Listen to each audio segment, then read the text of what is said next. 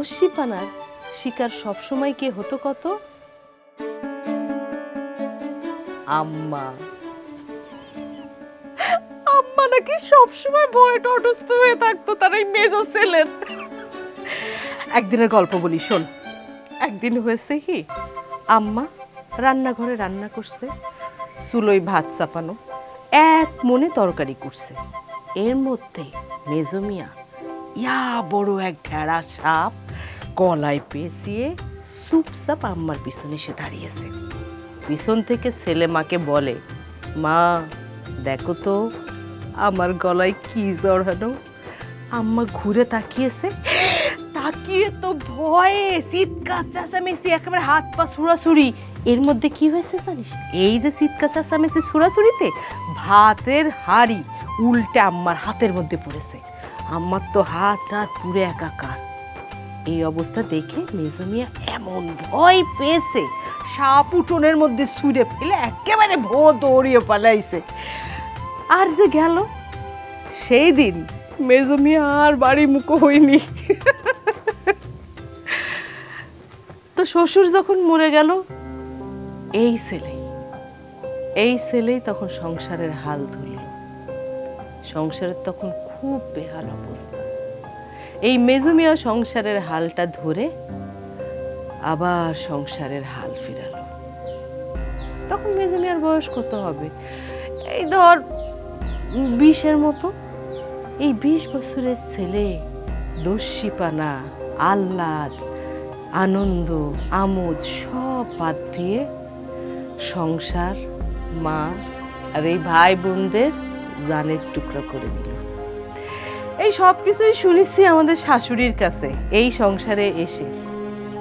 তবে মেজো, একটা কথা বলে রাখি, এই সংসারে মাথা হলেন আম্মা। আম্মা যা বলবেন তাই হবে। কি গো বড় ভাবি,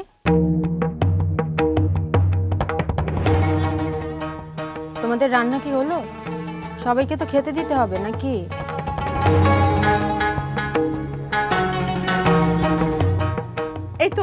এই তো শেষের দিকে প্রায়। এই মেজো, এই তরকারিগুলো সব তোর রান্নাঘরে তোর।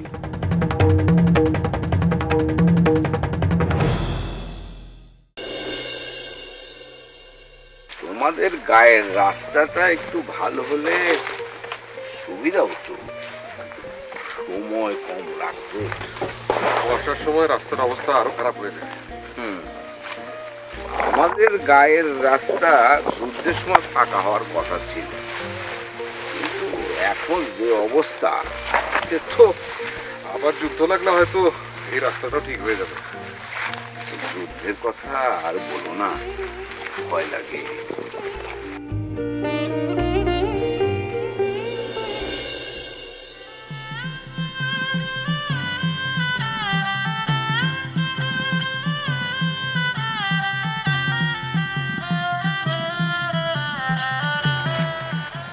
ধানের সময় এই নদীর হাল খুব খারাপ হয়।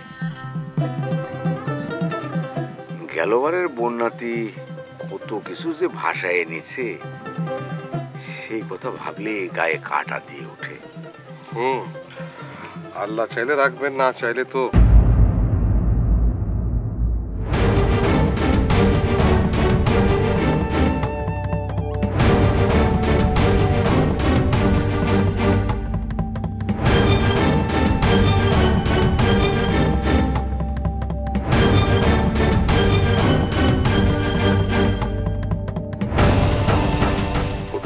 ওদের মতো থাকতে দিন।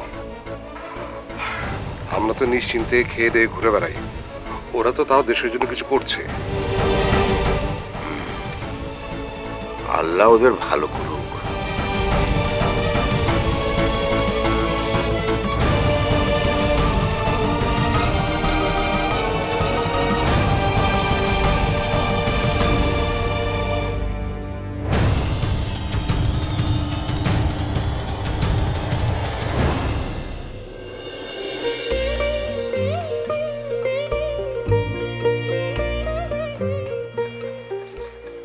আমার খালা মরণের আগে আমাকে একটা